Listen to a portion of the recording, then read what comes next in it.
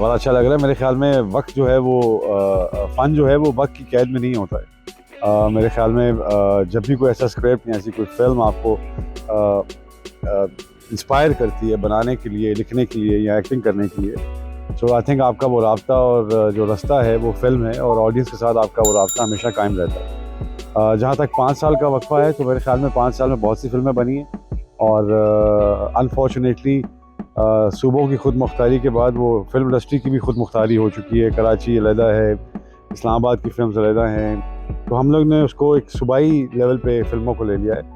सो मेरे ख्याल में जहाँ तक रेगुलर फिल्मों का ताल्लुक है, तो स्क्रिप्ट राइटर्स भी हैं, प्रोड्यूसर्स भी हैं, डायरेक्टर्स भी हैं, बट वो अपनी अपनी टीम्स में काम करते हैं। So once you work together for Pakistan या betterment of the Pakistani film industry, तो मेरे ख्याल में इतने लंबे गैप नहीं आने चाहिए। मुझे लगा कि पाकिस्तान को जो दरपेश हैं ख़तरात, एक्सटर्नल ख़तरात जो कि बाहर से, जैसे कि आप देखते हैं ग्लोबल लेवल पे भी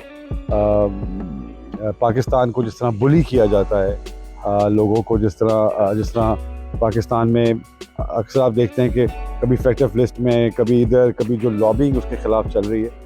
तो मैं दिखाना चाहता था कि वो जंग जो हम नहीं देख सकते, वो कौन सी वॉर है, वो कौन से दोस्त हैं, वो कौन से दुश्मन हैं जो आलमी सतह पे हमारे साथ ये जो एक लॉबिंग है और हमें पाकिस्तान का एक सर्टेन इमेज है वो बनाते हैं। तो मुझे लगा कि इनको फिल्म के पर्दे पर लाना और दिखाना जो है वो बड़ा इम्पोर्टेंट है। बिकॉज देखें, अगर आप देखते हैं तो वेस्ट में जब भी कोई इस तरह की फिल्म बनती है तो उनको फिक्शन क्रिएट करनी पड़ती है विलन बनाने के लिए, बट हमारे यहाँ विलन इतने हैं कि आपको फिक्शन क्रिएट करने की ज़रूरत नहीं। मेरे ख्याल में एक जो एक्टर होता है उसके अंदर ये कैपेसिटी होनी चाहिए कि वो अपने आप को प्रॉपरली चेंज कर सके, और जो भी कैरेक्टर हो उसमें अपने आप को ढाल सके।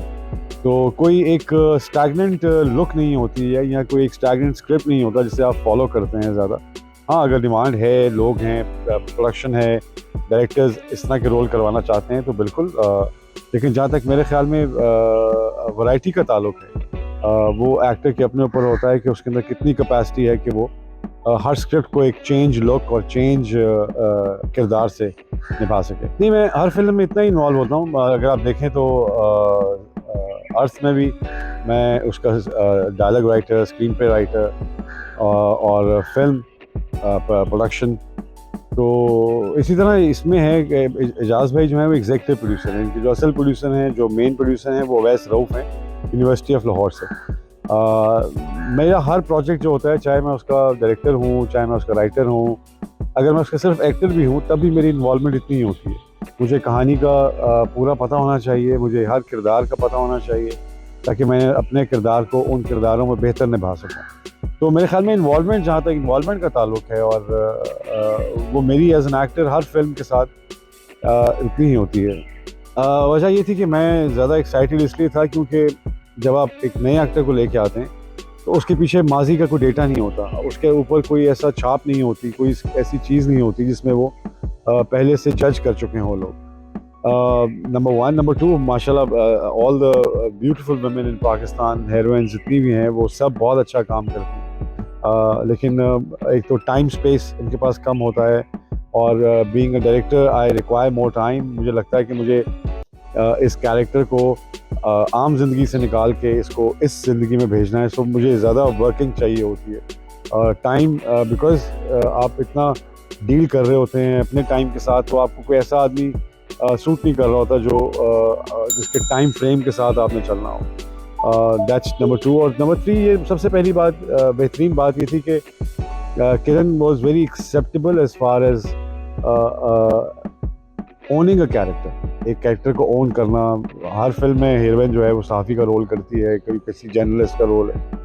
सो I wanted this to be different. मैं इसका एक नई ट्विस्ट के साथ लेके आना चाहता था, and she was willing to do her research. और मुझे बड़ा अच्छा लगा कि वो she took the time out, और उसने जो जो पॉइंट्स मैंने कहे थे, जिस एंकर या जिस जर्नलिस्ट को मेरे जहन में हमें जहन में रखना चाहिए था, शी फॉलोड दैट कम्प्लीटली।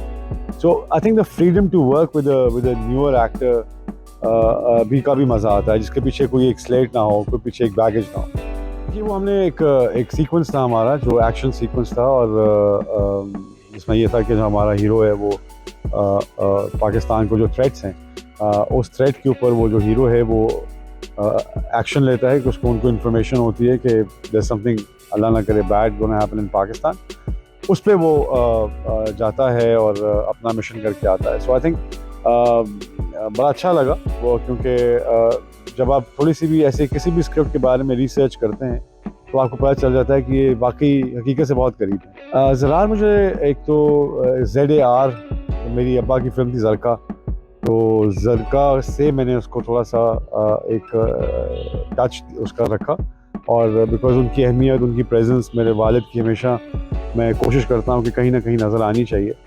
और दूसरा ये कि ज़रार एक ऐसा वॉरियर है जो जो न डर है, और ज़रूरी नहीं है कि वो कोई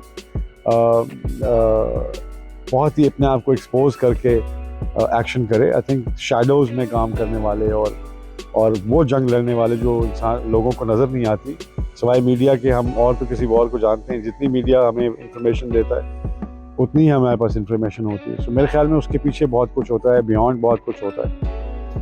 तो और इसमें एक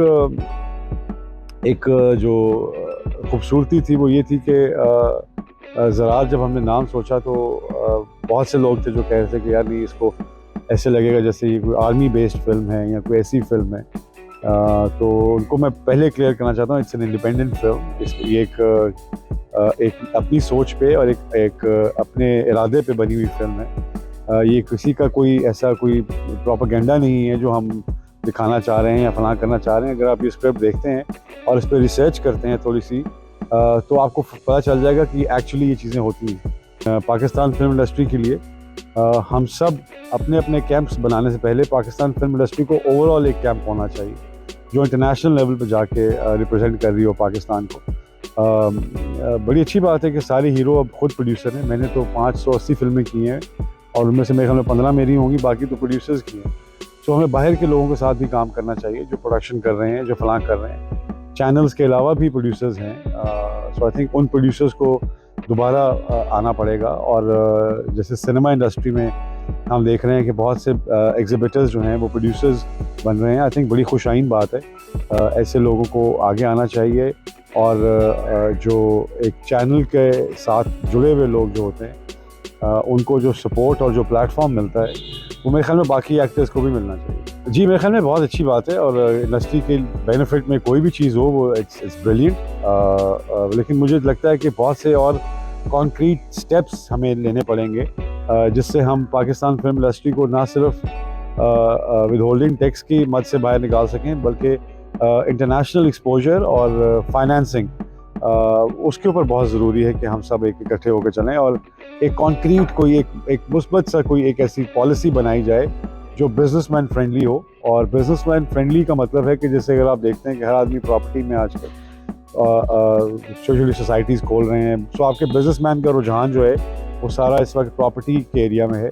तो ऐसे इंसेंटिव देने चाहिए जिसमें वो इन्वेस्ट कर सकें पाकिस्तान फिल्म इंडस्ट्री में और फ्रूटफुली अपना प्रॉफिट्स दे सकें।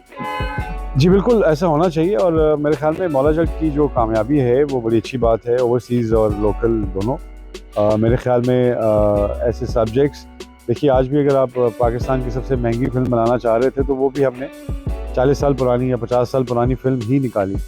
तो मैं बार बार यही बात कहना चाहता हूँ अपने जितने राइटर्स हैं और जितने, तो ये जो रिश्ता है अवाम का already developed Pakistan film industry, चाहे अच्छा है चाहे बुरा है जैसा भी है, आज भी तो हम मौला जट की बात ही कर रहे हैं ना, वो 50 साल पुरानी फिल्म थी।